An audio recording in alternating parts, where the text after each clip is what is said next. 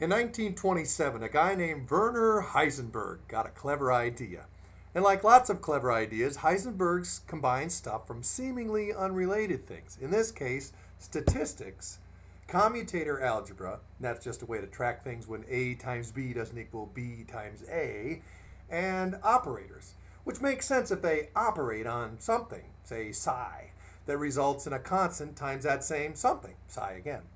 Anyway, his results surprised him, but Werner was certain his math was right. He declared, the better we know the particle's position, the less we can know its momentum. And the better we know the energy, the less we can tell when it had it. And stuff like that. Other scientists were puzzled too, but they couldn't argue with Heisenberg's math. Still, a few of them, including quantum genius Erwin Schrödinger and icon Albert Einstein, said, wait, the math's okay, but the statistics don't apply to each individual particle. They apply to collections of particles. Du bist making assumptions and interpretations beyond just the math. Take those away, and your result could mean something very different.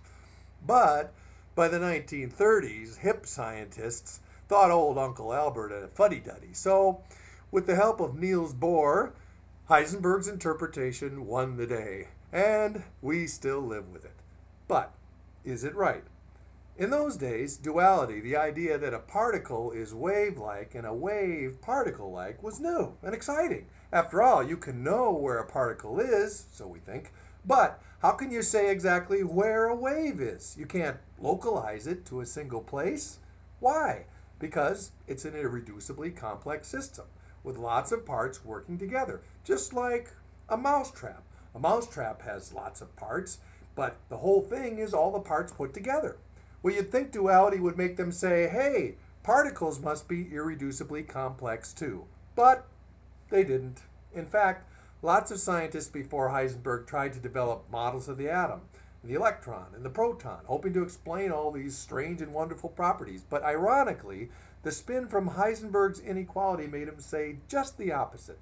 That stuff's unknowable. We can't know where the parts are and how they move at the same time, so why try? Let's just stick with a point particle that acts like a wave. But is that really what Heisenberg's inequality says?